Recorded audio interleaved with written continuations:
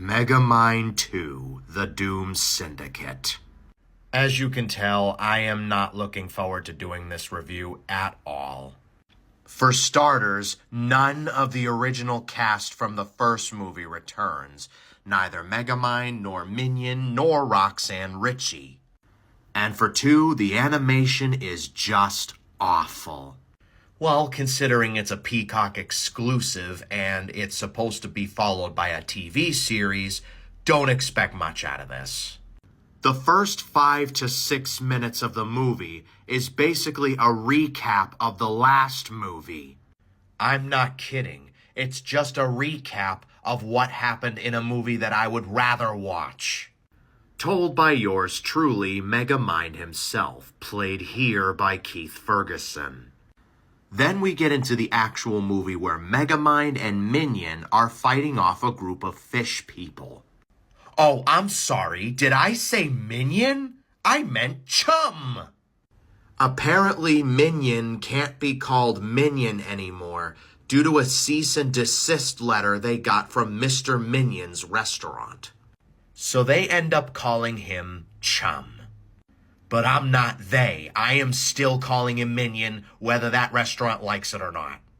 After that, you've got Roxanne Ritchie doing the news, praising Megamind on his victory. But she feels like she wants more in life. God, I haven't heard that trope before. There's also this new character, a little girl/live streamer named Keiko, and I absolutely hate this girl. She's very annoying. And wait a minute, streamer? But doesn't this take place in 2010? According to this movie, it's only been 2 days since Megamind became a superhero. This takes place 2 days after the events of the first movie, and there's streaming services in this? I'm also sad to say that the villains in this movie are no better. First, you got a night-based villain named Nighty Night. How original. A talking mime who is just annoying. Aren't mimes not supposed to talk? Some magma/lava monster that I can't remember the name of, nor do I care. And this Miss Weather Girl who controls the weather, who is honestly the only villain that I find appealing. Maybe if this was a theatrical film instead of a Peacock exclusive, and the animation was an improvement and so was the storytelling and the dialogue, then I could definitely see her as a villain. Though saying that, the Doom Syndicate are no Titan. An absolute downgrade from what we got before. And Megamind is now scared because he's like, oh no, I have to fight 4 villains. Whatever will I do? When there was an absolutely easy way he could have defeated them. I'm not going to go into too much detail about that because Shay Frillis made a whole video about it on his YouTube channel. In the first movie and in this one, Megamind had a very powerful weapon called the dehydration gun.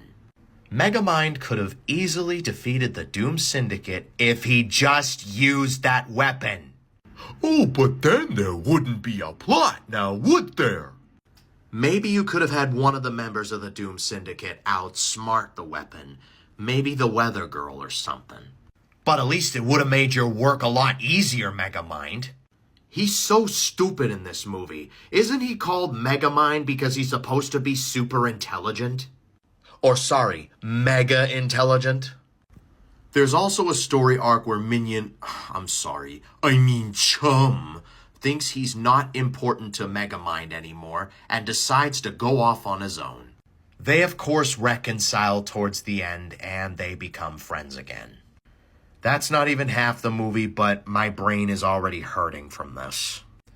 Overall, I give this movie a 0 out of 10. Don't watch this at all. You're better off just watching the first movie.